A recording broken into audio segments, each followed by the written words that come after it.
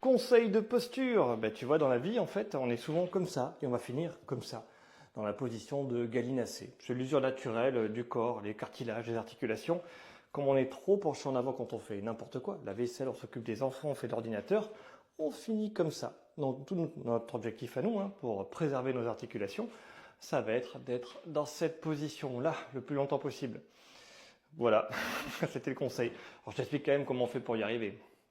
Donc un truc simple déjà, si tu marches tes pieds écartés, tu vois, eh bien naturellement tu vas finir ici. Et si tu marches lentement, naturellement tu vas finir comme ça. Et si tu croises les mains devant, naturellement ça va être là. Donc c'est ça qu'il faut éviter. C'est l'inverse que je te propose, tu vois, c'est de mettre les mains dans le dos pour avancer le ventre. Tu vois, mon ventre il s'avance et je mets mon poids sur le métalon. Hop, et ça m'oblige à regarder devant. Pas par terre, devant. Tu vois, juste les mains dans le dos. Et ça, c'est pas mal. Et après, tu vois, plutôt que d'être là, en position garde du corps, eh bien, je vais essayer de rapprocher mes pieds quand je suis debout. Hop là, en creusant mon dos. Donc, tu vois, quand je suis ici, là, je mets des contraintes sur le côté, au niveau de mes genoux, au niveau de mes chevilles, au niveau de mes hanches.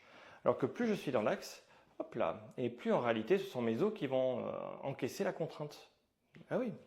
Et quand je marche, plutôt que marcher sur des rails comme ça avec des petits pas, je vais marcher avec des très grands pas et sur une ligne, en ayant les pieds le plus proches l'un de l'autre. Mais là, je ne vais pas mettre mes mains dans mon dos, je vais laisser mes mains ici parce que j'ai besoin en fait de tourner ma hanche, d'avoir de la souplesse. Et quand je fais ça, je creuse mon dos et ma hanche, elle se tourne. Donc la marche rapide sur une ligne permet d'entretenir la mobilité et la souplesse du dos.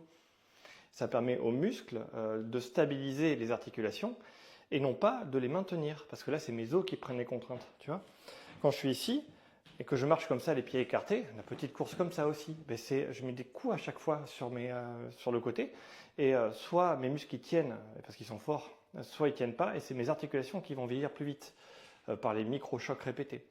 Donc, je répète, sur une ligne pour être dans l'axe dont c'est prévu au niveau physiologique, au niveau du corps. Le fait de marcher rapidement, ben, je vais devoir cambrer mon dos, je vais pouvoir tenir plus facilement cette position-là, parce que tu verras, marcher lentement, tu es ici, et marcher rapidement, tu es là. On a besoin de la souplesse de dos. Courir, c'est pareil.